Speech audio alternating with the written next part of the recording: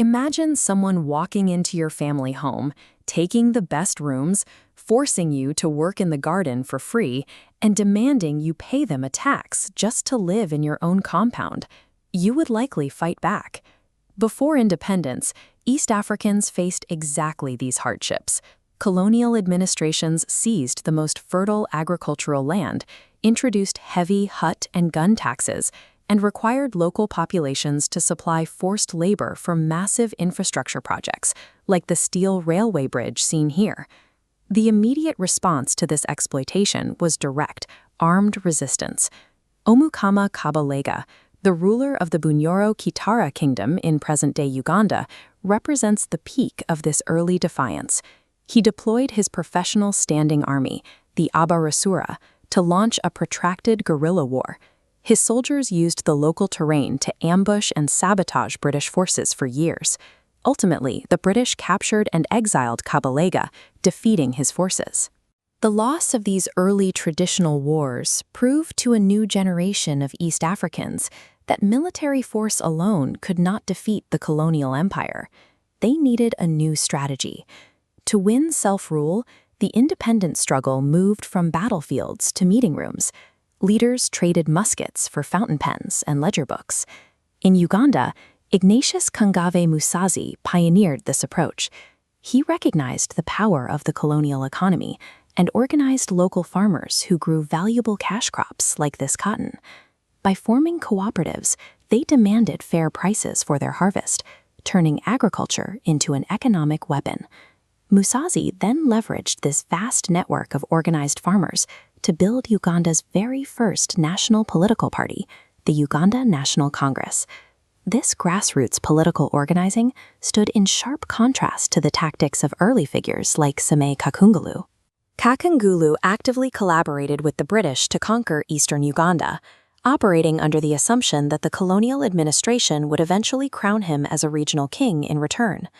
The British denied his request and pushed him aside. His marginalization provided a crucial lesson for the region. Cooperating with colonial systems to gain personal power without demanding absolute independence was a dead end. Further south in Tanganyika, Julius Nyerere adopted a strategy based entirely on peaceful political organization and negotiation.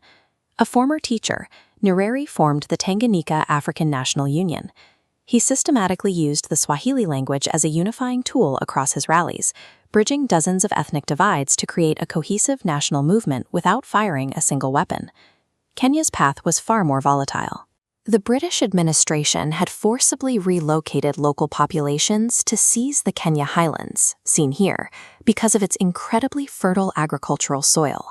This massive land theft sparked the bloody Mau Mau Rebellion, a widespread armed conflict fought directly over the stolen territory. At the exact same time, leaders like Tom Mboya took an inside approach.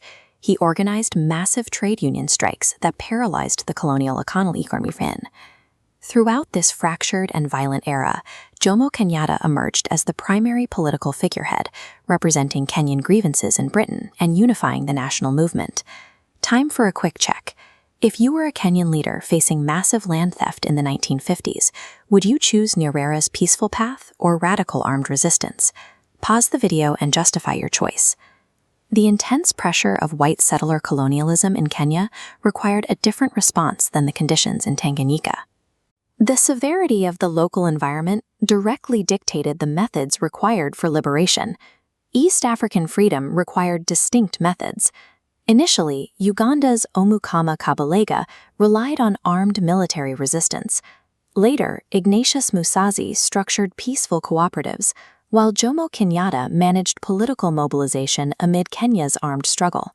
Finally, Julius Nyerere achieved Tanzania's independence through peaceful negotiation and national unity. Despite these very different approaches, these leaders achieved a common goal. They dismantled colonial rule and established their respective territories as sovereign nations. This shared drive for self-rule is nationalism, and loyal support for these new nations is patriotism. Whether they fought with weapons, pens, or speeches, these leaders sacrificed their comfort to build new states. Whenever you see a national flag flying today, you are looking at the direct legacy of their work.